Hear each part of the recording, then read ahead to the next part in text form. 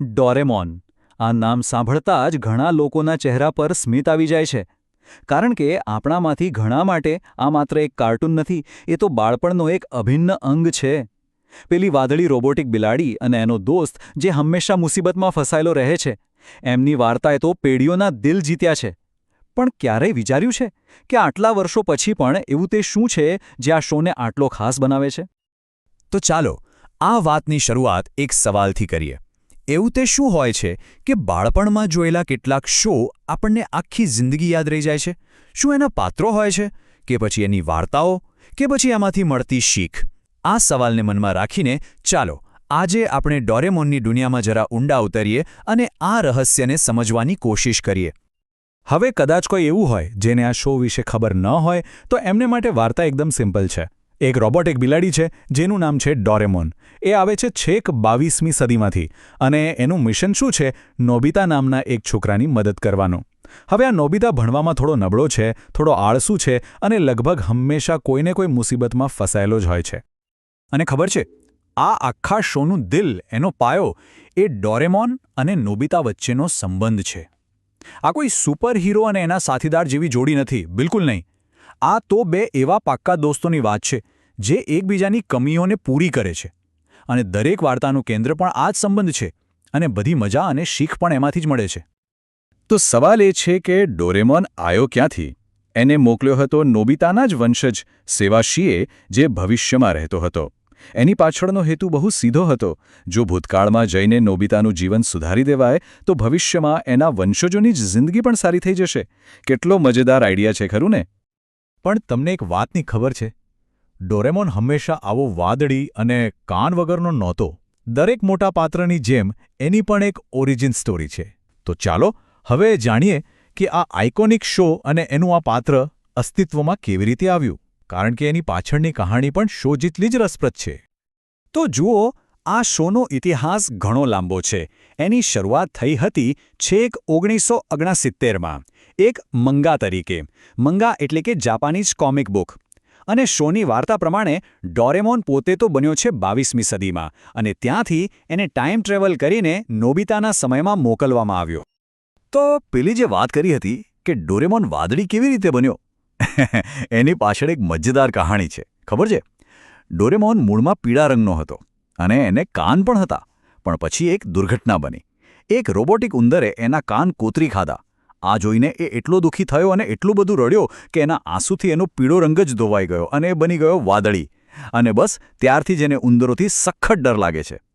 આ એક નાનકડી વાત એના પાત્રને કેટલું ઊંડાણ આપે છે, નહીં? અને હવે વાત કરીએ ડોરેમોનની સૌથી ફેમસ વસ્તુની, એનું જાદુઈ ખિસ્સું.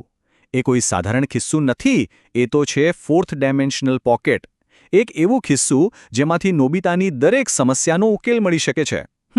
અથવા તો ઓછામાં ઓછું નોબિતાને તો એવું જ લાગે છે. જરા વિચારો, એનીવેર ડોર. દરવાજો ખોલો અને તમે દુનિયાના કોઈ પણ ખૂણામાં. કે પછી બેમ્બુ કોપ્ટર, માથા પર લગાવો અને ઉડવા માંડો. આ ગેજેટ્સ તો નોબિતાના સાહસ અને મસ્તીનું બીજું નામ બની ગયા છે.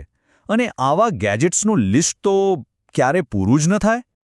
તો ચાલો એક નાનકડો બ્રેક લઈએ અને ડોરેમોન વિશે કેટલીક ફટાફટ મજેદાર વાતો જાણી લઈએ. એનો જન્મદિવસ ક્યારે છે ખબર છે? 3 સપ્ટેમ્બર 2112, એટલે કે ભવિષ્યમાં. એનો ફેવરેટ નાસ્તો છે ડોરાયાકી. અને એનો સૌથી મોટો ડર? ઉંદર. અને હા, પેલું ખિસ્સું એ 4th ડાયમેન્શનલ છે. મતલબ બહારથી ભલે નાનું દેખાય, પણ અંદરથી તો એમાં આખી દુનિયા સમાઈ જાય. પણ એક મિનિટ, જો આ શો ફક્ત જાદુઈ ગેજેટ્સ વિશે જ હોત, તો શું એ આટલા દાયકાઓ સુધી લોકોના દિલમાં રહી શક્યો હોત? કદાચ નહીં. એટલે હવે આપણે આ ચર્ચાના સૌથી અગત્યના મુદ્દા પર આવીએ છીએ. કારણ કે આ શોનો અસલી જાદુ, એનો સાચો સંદેશ એ ગેજેટ્સમાં નહીં પણ ક્યાંક બીજે જ છુપાયેલો છે. અને એ રહસ્ય શું છે ખબર છે?